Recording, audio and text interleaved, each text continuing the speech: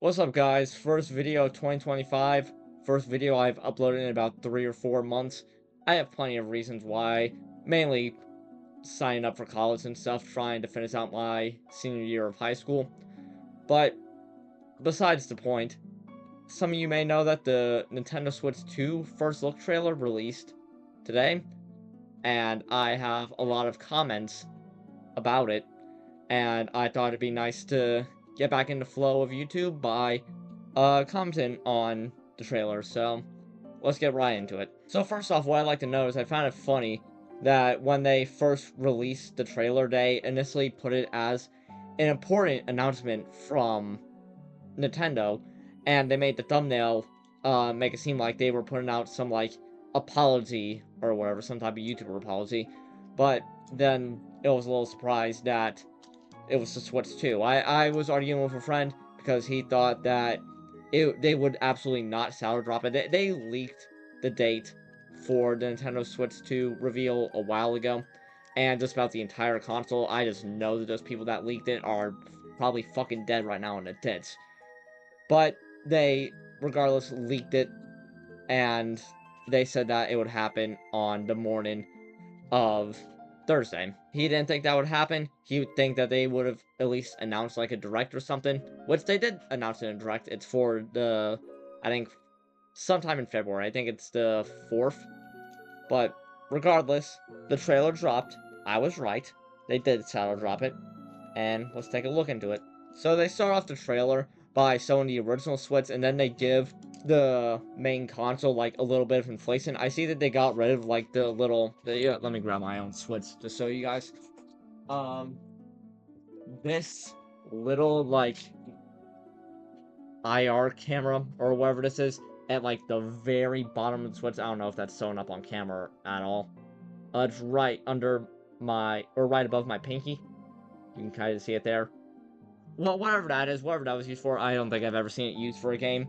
That is gone, and it seems like the screen is made out of glass this time, from what I can tell, and it may even be OLED in the base model, which, if that is such a nice upgrade. I got an OLED laptop over the summer, and it is such an upgrade that, like, you really notice the difference between OLED and LCD once you actually use them both for a little bit. Then they decide to add some little grooves into the side, and so there's a USB port, buttons. What I find interesting is that they have another USB-C port at the top of the Switch.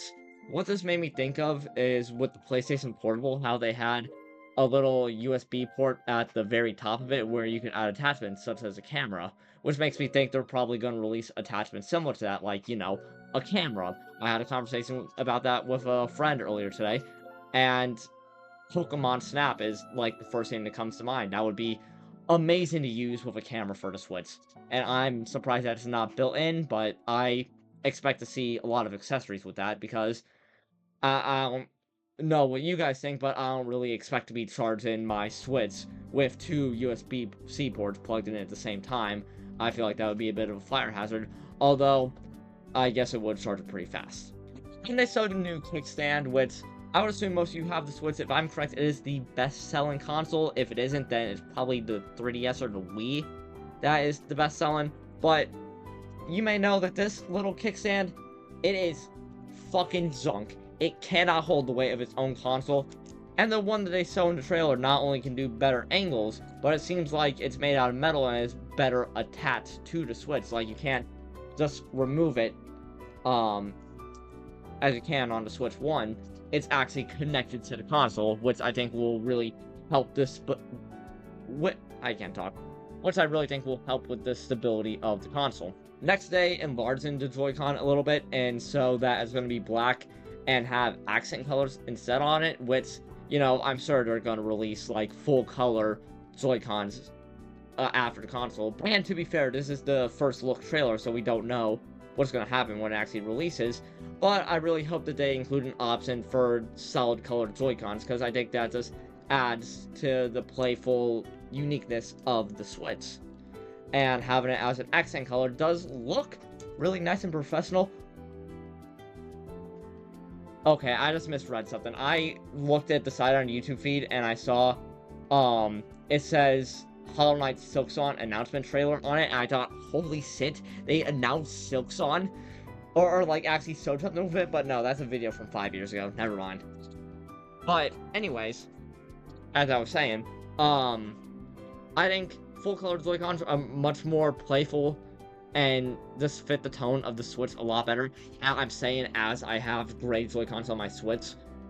Um, but I'm sure they're gonna release, Joy-Cons later down the line that are full color, and they're probably gonna be $100 because they add a lot into the Joy-Cons, as it seems. I mean, they have, like, a little square button right under the home button, which I have no idea what that's supposed to do. Also, this is kind of a... This kind of ruins it for me.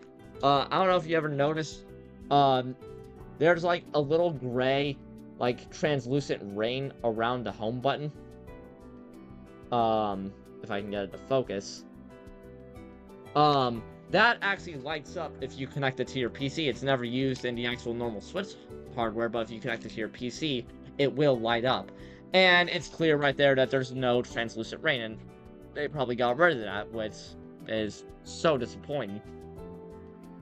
The little shoulder buttons are a lot bigger, which I do like.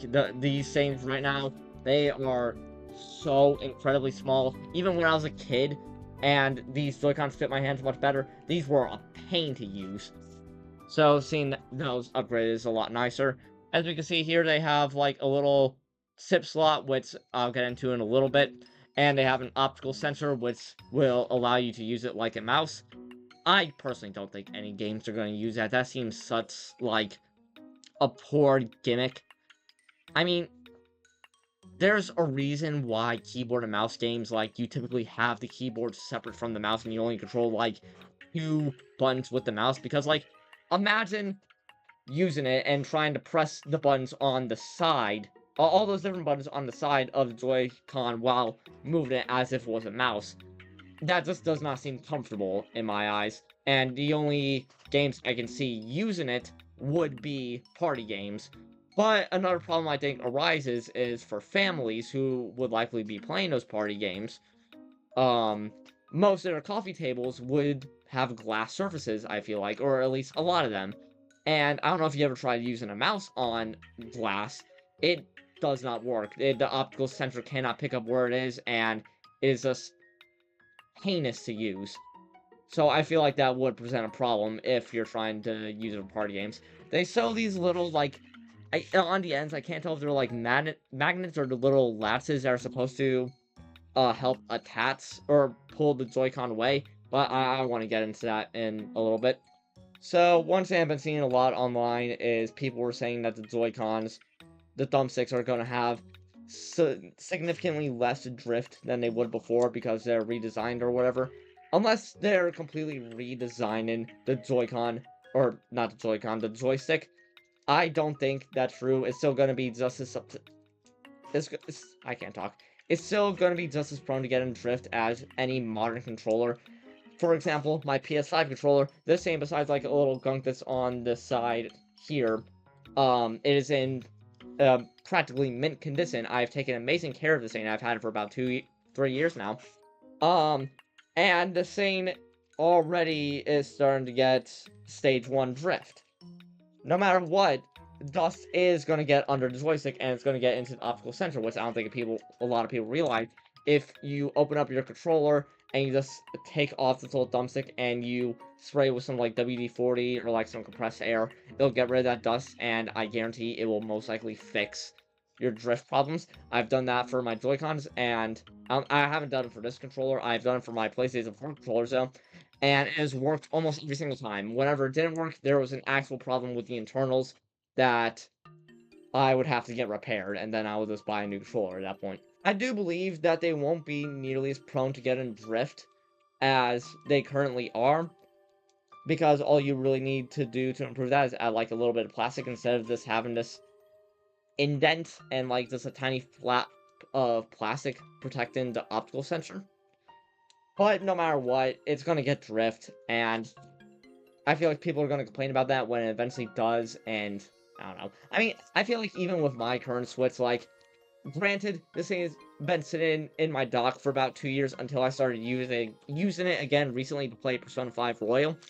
Um, and my Joy-Cons have been fine. I'm pretty sure I've had this specific pair of Joy-Cons actually for about 4 or 5 years. So, I feel like if you just take good care of your controllers in general, they're not going to get drift. It will happen eventually, but now, this is probably the part I'm most concerned about. The Joy-Con is confirmed to attach with magnets, and, it will kind of like, I'm going to use this normal Switch as a visual representation. Um, it's going to go in like this and click in with magnets. One concern I have is how strong or weak are the magnets going to be, because if have you ever dropped like a pair of wireless earbuds out of your pocket and the earbuds just go flying out everywhere? I have a feeling that could very easily happen if the magnets are strong enough. Like, you'll just drop it and it could easily fall out once it hits the ground. Or if they are too strong, I feel like for children, even with the little button that it has to uh push like little plastic pieces out to let the Joy-Con come out, I feel like even then it would still be a bit of a struggle for them to rip the Joy-Con out. Although, I could just be worrying about that too much.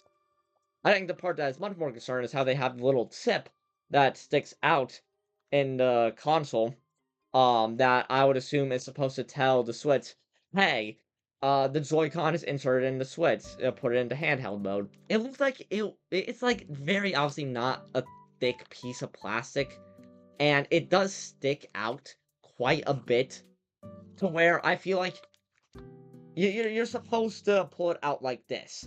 But I feel like if you pull it out like this, or this, it may be very prone to just snapping off inside the Joy-Con. Now, I'm sure that they tested that and they figured out something to it, but with it, but it's a concern that I do have. And two things I want to say here: the logo and the title, I don't like it.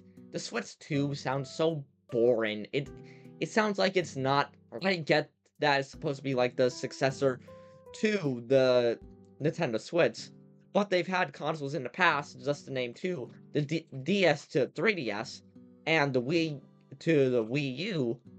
Those had such more unique names. I know the Wii U was not the greatest, but like, the U at least made it stand out a little bit, and the 3DS, just the 3 in there, told you the whole new gimmick that the new console has. Not only is it going to be an upgrade, it's going to have 3D capabilities built into it. But the Nintendo Switch 2, this feels like, oh, this is an upgraded Switch 1. And that's it. It makes it feel like it doesn't have anything special to offer with it, and uh, I feel like it would be a little bit hard to convince, like, a friend to be like, hey, you should buy the Switch 2, and then they'll be like, oh, why should I buy the Switch 2 if the Switch 1 is just as good? And when that's, like, not the case at all. And I feel like they're trying to look too much like a Steam Deck. Like, when I saw this and I just looked at it for a little bit, I was thinking, oh my god, this looks like a Steam Deck. I mean, like, a Steam Deck doesn't look inherently bad. I'm not saying that. It looks like it looks good, but it doesn't have like that same Nintendo charm to me, if that makes sense. As we can see here, we see some gameplay of what is most likely Mario Kart 9, which is something I was expecting and a lot of fans were, because they haven't released a new Mario Kart game, not counting Deluxe, since the Wii U era. This is just obviously like a video overlay, but it does seem like the screen is supposed to be OLED. Now, the dock here, there's nothing special on the outside. I did see a leak. It's not confirmed in the trailer or not. That's supposed to have a more powerful cable and its own internals, that when you dock the Switch, it will give it like a little performance boost, like basically give it some creatine, maybe a little bit of steroids, to make games run just a little bit better. Which, if that's true, I think that would be really nice. Because currently, if you put the Switch in the dock, all it really does is bump it up from 720p to 1080p. It doesn't even give you like a real FPS boost, which, to be fair, that flimsy piece of plastic, I wouldn't expect much from it. And then we already knew this before, all Nintendo Switch games will be compatible with the Nintendo Switch 2. I saw a lot of people on Twitter and TikTok concerned about this. It says right here in the footnotes, certain Nintendo Switch games may not be supported on or fully compatible with the Nintendo Switch 2. They're talking about fucking Nintendo Labo, that piece of shit cardboard saying that they released a long time ago, because it's so strict to the dimensions of the Nintendo Switch and its capabilities, and some of the features that it has built in that the Switch 2 may not have, or will change to where it just would not work on the Switch 2. And there's like little gimmicky games like that where like it was really reliant on the Switch 1. I feel like Nintendo Switch Sports. Well, okay, Nintendo Switch Sports, that's not a good example. Maybe like Ring Fit Adventure, they'd have to release new accessories for that. Unless they somehow make it so you can use your original Joy-Cons on the Switch 2, which I think would be really nice. I don't want to... I have plenty of Joy-Cons. Well, plenty of Joy-Cons. I have 2 pairs, I think. And then, like, my sister has 1 or 2 pairs. I would not want to buy, a bunch of more Joy-Cons when I already have some of my own. Sure, they're not as good as the new ones, but, like, it'd still be nice to have them for, like, when friends are over. Then they have a direct that will go deeper into the Nintendo Switch, coming out February 4th. And now some predictions I have for the Switch 2. For price, I think it will run at about $400. That, I feel like this makes sense. The current Switch is about $300. Switch OLED is $350. That just feels right, in my opinion. I feel like anything higher... Not that I guess it wouldn't be worth it. It would feel overpriced. Like, the Switch 2 should not be the same price as the PS5. That's what I'm trying to say. Going into performance, what I've been seeing scattered across the internet is that it's going to be somewhere in between the range of, like, a PS4 to an Xbox Series S at the maximum. Which, I personally think it will probably be about the power range of a PS4 Pro. Maybe when it's in dock mode like an Xbox Series S, I don't see it being that powerful in dock mode. Or, I mean, in handheld mode. But if it was, that would be an amazing improvement. But I'm still not expecting it, mainly just because Nintendo, I feel like, has never really been focusing on more powerful hardware. All they care about is good hardware that's fun, and they could easily develop first-party games for. Because if they did care about that, I'm sure they would release a console that is just as good as PS5, and they would release it around the same time PS5 and Xbox does. Other than that, I don't think I really have any more comments that I can think of at the moment. Nintendo, you really should send me, a test unit of the Nintendo Switch 2. I promise I won't leak it, unlike that one, company that bought it off, like, the black market. Yeah, the black market, and then made accessories for it and was selling it off at CES, causing, like, the entire thing to get leaked. But other than that, can't really think of anything else. That's about everything. Talk to you later.